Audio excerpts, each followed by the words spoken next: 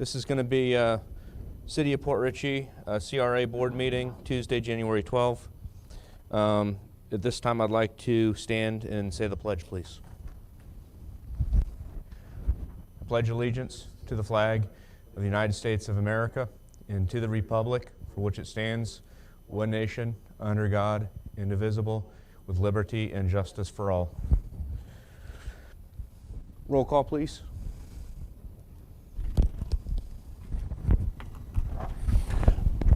Chairman Scott Tremblay.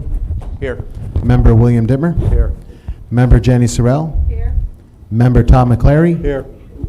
Member Tom Kinsella. Here virtually. City Attorney James Matthew. Here. City Manager Leonard Sossaman. Here. Thank you. And before we go any further, there's a quorum of 4, but just to make sure, it's my understanding that there's no rules that prohibit Mr. Kinsella from appearing telephonically. That's correct, Your Honor. Thank you. At this time, I'm looking for a motion to approve board minutes. Motion to approve minutes? Second. All in favor? Aye. Aye. At this time, we're going to move on to comments from the general public. There's one person that signed up, and then after that, I'll take anyone else who would like to speak. The first person that signed up is Mr. Thomas Brown. Good evening and welcome. Come on up to the podium.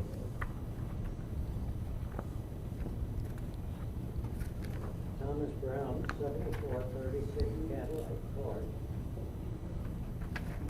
The spirit and intent of the Community Redevelopment Act is to eliminate slums and improve blighted areas of the community. At the May 14th, 2019 City Council meeting, City Manager Lupo mentioned that CRA funds must not be used for employee salary, but we are doing it.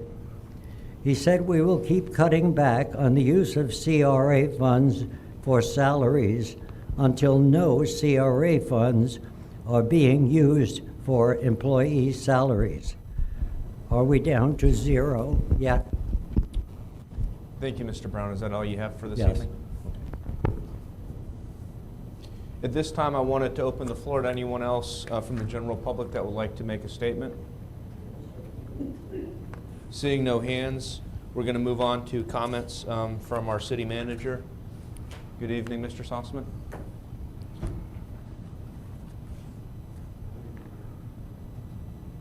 Good evening again. I didn't quite have it on. I can a quick comment since on the CRA, since we're in that forum right now, is that as you recall, some time back, you developed or approved a development contract for Ayers Engineering, Ayers Consultants. Chris Martin is their head engineer. I've been bugging him relentlessly about the progress in terms of what he's doing, and right now he is about 25% complete with all of his preliminary investigations, regulatory reviews, and different types of meetings with those types of agencies. Field reconnaissance, he's 50% complete. Engineering analysis and calculations, conceptual planning, he's up to 15 or a little better. And he hasn't really started his feasibility report once he gets those other ones concluded. So I'm hoping that within the next 60 days, this board and your new city manager, Mr. Duke, will probably 60 days. And I would prefer to say 30, but knowing at the speed that he's working, plus we've also got him working on the Olsner lift station, which is one of your, it's probably the worst lift station shape-wise. So he's progressing slowly but surely on your WOD plan, and that should, like I say, within about 60 days plus or minus, it should be to you. Excellent, thank you. I think this is probably the appropriate time, since we're in the CRA board meeting, to ask about the audit. Is this the appropriate time, or would it be during a normal meeting? No, this is fine with me. I can proceed. Our learned counsel, Mr. Matthew, and I have been routinely answering letters that we get email-wise from the auditor, who's, I guess he's the auditor-in-chief from the Auditor General's office. Most of it is more procedural, policy-driven as opposed to dollar and cents driven. I don't think there's any skullduggery involved or anything like that from what I have seen. Of course, you know, the funds are audited by your independent auditor, and so that's always been very good. But one of the items that has been recommended, Jim's going to talk about here briefly when you bring, because that's the only item I think of new business, and that is a conflict of interest policy, if you will. And that was one that's been recommended, and one that the auditor has asked us about relentlessly. But we did one of his epistles that was about a half a dozen pages long.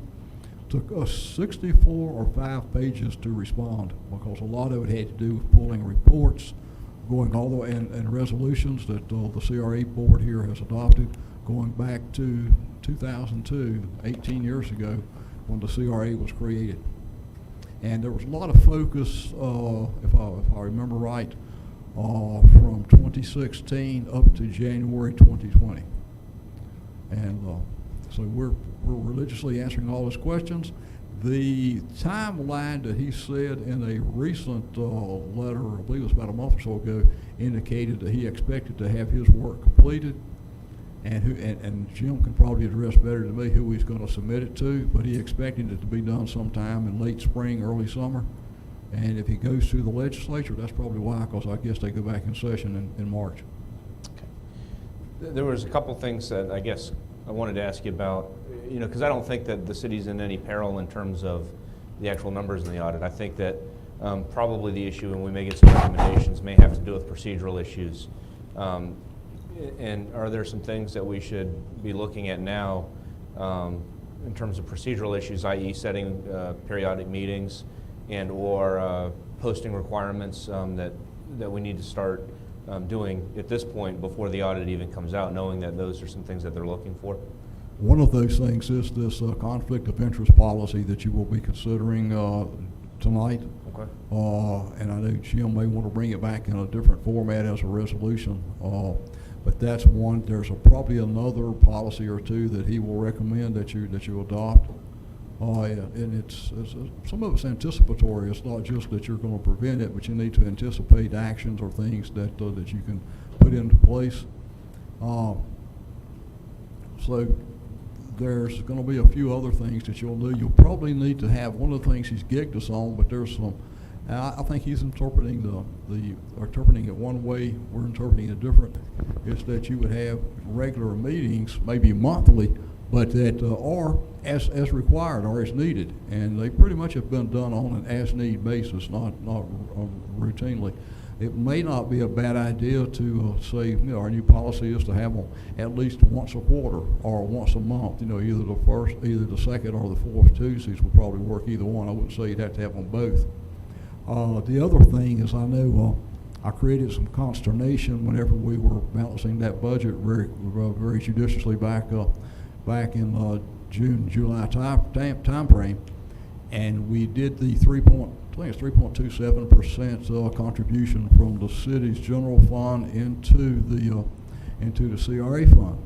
And I know there were some folks that like to tell the press that I had really screwed up, and the city was not going to receive $800,000-$900,000. Well, for your edification and whoever might be listening, it was on December the 21st, nice little Christmas present, if you will, and we received our CRA payment from Pasco County and to the tune of $834,863.63. So that was done as we knew it would be. We didn't do anything that was illegal, and of course the auditor knows all these things because he observes it.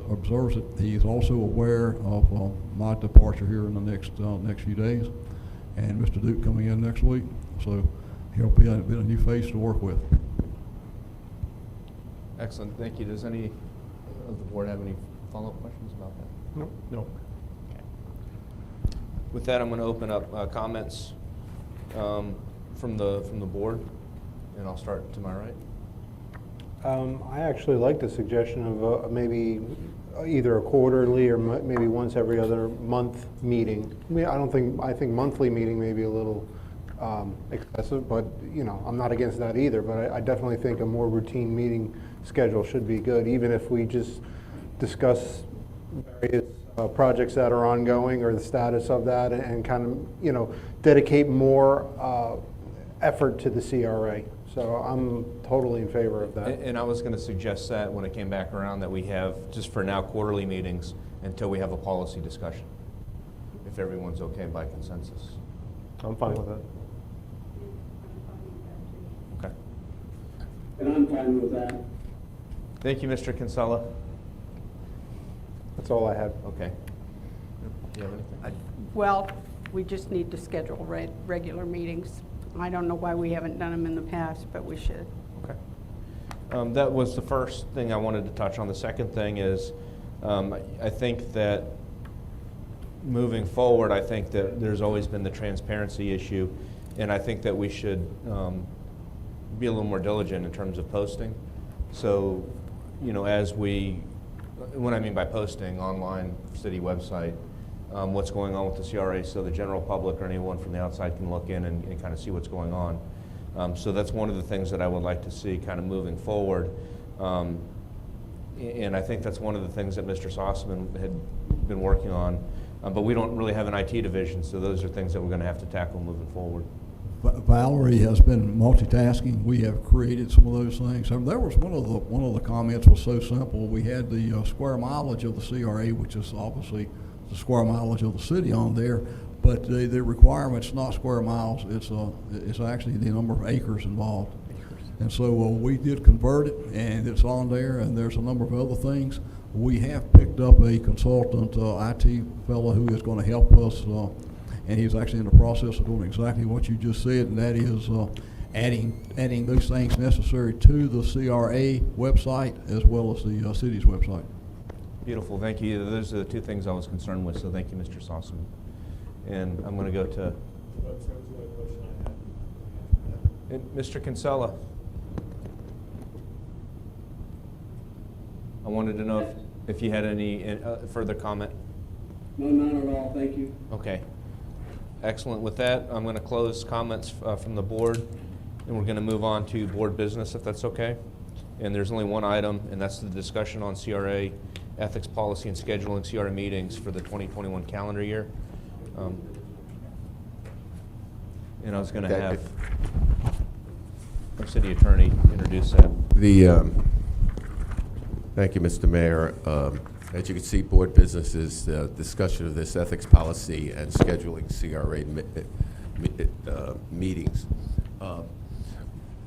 We have consulted, we being Mr. Sossman and I, with Jake, I can't forget his name, but the attorney who helped us prepare the resolution and gave us advice concerning our contribution. He's an expert, probably the number one expert in the state, and he made two recommendations. One was just what you said, quarterly meetings. So having heard what council just said during the opening comments, I'm going to sit down, Mr. Dute, unless you tell me otherwise, and schedule 4 meetings quarterly.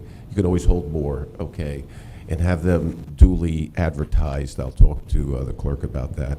Okay, preliminary you already have, presuming you'd be fine with that. The second is this ethics policy. I'd like to say I wrote it, but I didn't, but Jake wrote it. He's used it before. He's never had a problem with it. Pretty much what this ethics policy does, it's ethics and mostly regarding procurement. Now, what's kind of strange is there's very few, the 5 of you are also the CRA board. Most of the rules are written for when it's not, so just to be on the super careful side. He recommends that we pass this. I'm not looking for a vote today, just some sort of consensus. I didn't want to just bring it here and say vote on it, so I'll prepare a resolution if it's okay with anyone. It's rather generic. If you have any questions, you could ask me now or call me during the week, but you're following all the rules. Everything that says it here, you follow anyway as your legal duty as council members, and we follow the procurement process and always have, and the order has been so notified. Does that make sense? I don't mean to go fast, just time frame. By consensus, can we agree to have the city attorney draft that for us so we can? Yeah, I'll draft a resolution. I'm going to need a vote on a formal vote, and then I'm going to mail it to the auditor. So it'll be here 2 weeks from now. I'll hold another 5-minute CRA meeting. So I'm just looking for consensus for its preparation. Okay. I agree. I Okay. agree. Mr. Kinsella? agree. Okay. That's my only business, sir. And then. I'll answer any questions if you have. Mr. Matthew, if I may, the other question that I had is in terms of scheduling the CRA meetings quarterly. Is that something that should be done by resolution as well, or is that? No, what I'm going to do is the setting of the agenda, we follow the same rules as the city, so I'm going to talk to Mr. Doot on Monday, pick 4 dates. It'll be a meeting like this, we'll just schedule them. We were talking about, we may schedule them after this, the council meeting, just in case there is a lot of business. And remember, you could just talk about the status of the CRA. If something comes up, doesn't mean you can't hold more meetings. You're not bound by those 4 meetings. Okay. That's all I had. I was going to open the floor for any further discussion. Good. Mr. Kinsella, any questions or comments? None whatsoever. Excellent. And I believe that that concludes the only item that we had, so that concludes our CRA meeting. Motion to adjourn. Second. All in favor?